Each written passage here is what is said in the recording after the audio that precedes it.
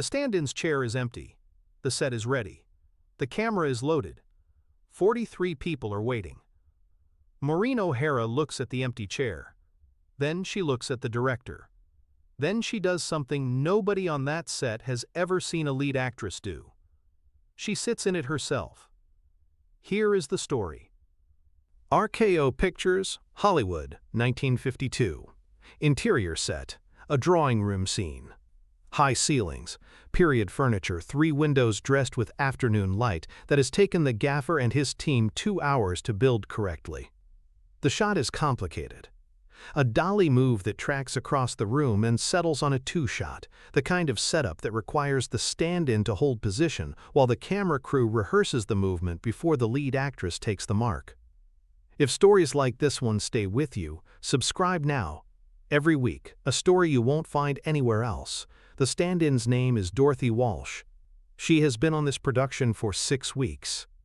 She is 24 years old, dark-haired, approximately Maureen O'Hara's height, hired for her ability to hold a position with consistency while the crew works around her. She is not an actress. She is a professional stand-in, and she is good at her job, and she has never given anyone on this production a reason to notice her in any way that is not entirely functional. Until this morning, the assistant director arrives on set at 7:30. Dorothy is not there. He checks the call sheet. Dorothy is scheduled. He sends someone to the makeup department. Not there. He sends someone to the parking lot. Her car is not in it. By 8 o'clock, when the crew is assembled, and the lighting is set, and the camera is in position, and the director is ready to rehearse the dolly move, Dorothy Walsh has not arrived, and nobody knows where she is. The director is a man named Alan Dwan, 67 years old. He has been making films since 1911. He has made over 400 pictures. He has seen everything that can happen on a set and has developed, across 4 decades of professional experience, a comprehensive system for handling what goes wrong. The system involves identifying the problem, assigning responsibility for solving it, and moving on without losing more time than the problem has already cost. He looks at his assistant director. He says, "Get me someone who can hold the mark." The assistant director looks around the set. There are 43 people present. Most of them are crew. The female cast members available are either in makeup or not yet called.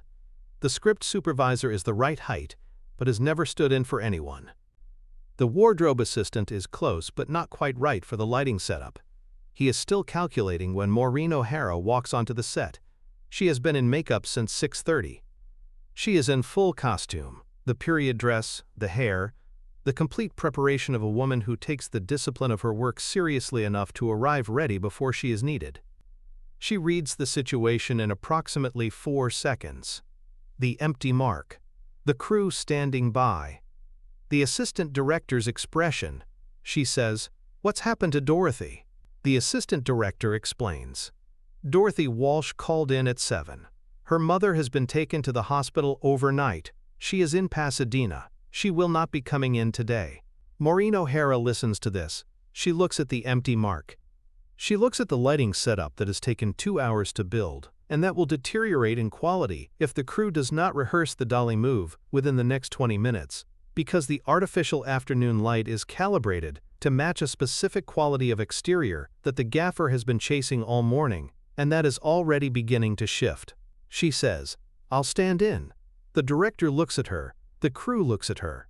There is a pause of approximately 3 seconds in which everyone on the set processes what she has just said and arrives, almost simultaneously, at the understanding that she means it. Dwan says, "Maureen, you don't need to do that." She says, "The light is ready. The crew is ready. We lose the setup if we wait." She looks at him directly. "Put me on the mark and rehearse the move." Dwan stares at her for a moment. He has directed over 400 pictures. He has worked with some of the most significant names in the history of the industry. He has never, in 4 decades, had a lead actress offer to stand in for her own stand-in. He says, "All right, take the mark." She takes the mark. What happens over the next 40 minutes is something that several crew members on that set will describe for the rest of their working lives, in the particular way that people describe things they witnessed that they know they will not see again. Maureen O'Hara stands in for Dorothy Walsh, with the same complete attention she brings to her own performance.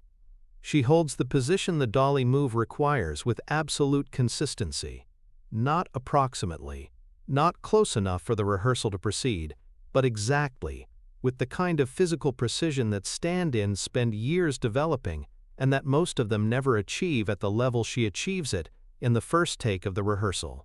The camera operator rehearses the move. It works. He adjusts a fraction. Rehearses again. It works again. He turns to the gaffer and nods. The gaffer makes 2 small adjustments to the lighting. The dolly grip rehearses once more. Everything is working. The setup that took 2 hours to build is intact. The morning has not been lost. Throughout all of this, Maureen O'Hara stands on the mark.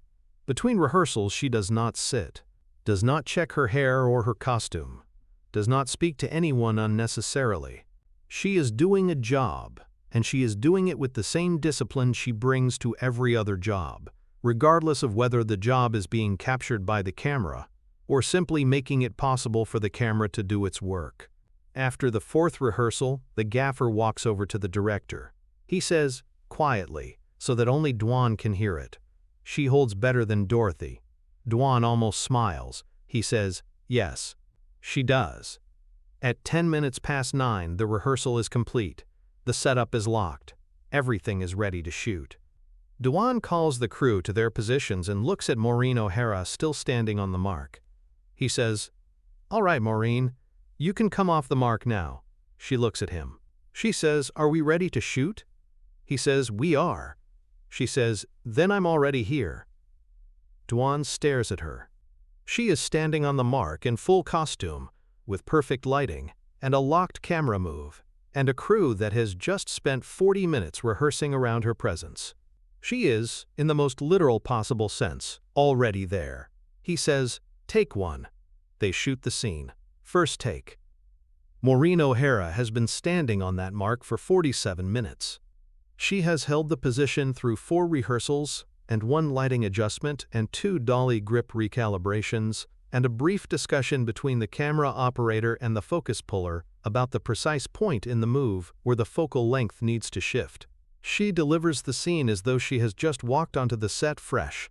The weariness of 47 minutes on her feet in a period costume in a temperature-controlled but not comfortable studio interior is not visible on her face or in her body. She is present, completely present, the way she is always present. The co-star in the scene, a male lead whose name is not important to this story, delivers his side of the scene at a level that is perfectly competent, and nothing more. He has not been standing on a mark for 47 minutes. He arrived at his position 3 minutes before the take. He is warmed up and ready. He is, nonetheless, visibly less present than the woman opposite him who has been on her feet in full costume since 6:30 in the morning. Dwan calls cut. He says nothing for a moment. Then he says, "Print it." Moving on. 1 take. The scene that the crew spent 2 hours lighting and 40 minutes rehearsing is captured in a single take, in part because the woman on the mark has been holding that position with such consistency for so long that the move is by now absolutely locked, and in part because whatever she does with those 47 minutes of waiting, whatever internal preparation happens while the crew rehearses around her, it has not cost her anything. It has added something. The day continues. Dorothy Walsh calls at noon to say her mother is stable and she will be back tomorrow. The assistant director thanks her and tells her the production is proceeding normally. At wrap, the gaffer is breaking down the lighting setup that took 2 hours to build and 40 minutes to rehearse, with the lead actress standing in for her own stand-in, and he says to his best boy, without particular emphasis, as a simple statement of professional observation, "I've been on sets for 22 years. I've never seen that before." His best boy asks, "Seen what?" The gaffer looks at the mark on the floor where Maureen O'Hara stood for 47 minutes and said she was already there. He says, "Someone who didn't know the difference between the work that gets filmed and the work that makes filming possible, who treated them both exactly the same." He picks up a light stand, moves to the next setup. The best boy thinks about this for a moment. Then he goes back to work. 3 weeks later, the production wraps. Dorothy Walsh works every remaining day without incident. She is good at her job, and everyone on the set treats her accordingly. On the last day, Maureen O'Hara finds her between setups. She says, "I heard about your mother. Is she well?" Dorothy says, "She's much better, thank you." Maureen says, "I'm glad." She pauses. "You hold the mark very well. I noticed when you came back. The crew works faster when you're consistent." Dorothy looks at her. She has been a stand-in for 6 years. No lead actress has ever said this to her. No lead actress has ever, as far as she is aware, thought about it. She says, "Thank you, Miss O'Hara." Maureen nods once. Then she goes back to her position. Dorothy Walsh tells this story for the rest of her career. She tells it to other stand-ins, to young crew members, to anyone who asks her what the best set she ever worked on was and why. She tells it not as a story about a famous actress being unexpectedly kind, though it is that, but as a story about something she saw that morning that she had never seen before and would not see again. A woman who understood that every job on a set is the same job, that the work that happens in front of the camera and the work that makes the camera possible are not different in kind, only in visibility. That discipline and presence and the willingness to do what is needed when it is needed do not belong exclusively to the person whose name is above the title. They belong to anyone on the set who decides to bring them. Maureen O'Hara brought them that morning to a job that was not hers, that no one expected her to do, that no one would have criticized her for not doing, and that she did with the same completeness and the same lack of self-consciousness that she brought to every take of every scene in every film she ever made. There is something else worth saying about that morning. Something that didn't make it into any of the accounts that circulated afterward, because the people who witnessed it were crew members, and crew members are not the ones who write the histories. When Maureen O'Hara first stepped onto that mark, and the gaffer looked at the lighting setup and made his 2 small adjustments, he made them not because the light needed fixing for a stand-in. He made them because the light needed fixing for her. Because the light responded to her face differently than it responded to Dorothy Walsh's face, not in a way that made the lighting wrong, but in a way that made it possible to make it slightly more right. The gaffer made the adjustments without comment, without calling attention to what he was doing or why. He simply looked at the light on her face and made it better, the way he always did when she was on the mark. The way the entire crew always did their best work when she was on the mark, not because she demanded it, but because her presence on a set produced in the people around her the same thing. Her presence in a scene produced in the actors across from her. It raised the standard, quietly, without instruction, simply by being what it was. The best boy asked him about it later, asked why he adjusted the light for a stand-in rehearsal. The gaffer thought about it for a moment. Then he said, because she wasn't standing in, she was working. And when someone is working like that, you work like that too. He went back to breaking down the rig. That is the whole answer. When someone is working like that, you work like that too.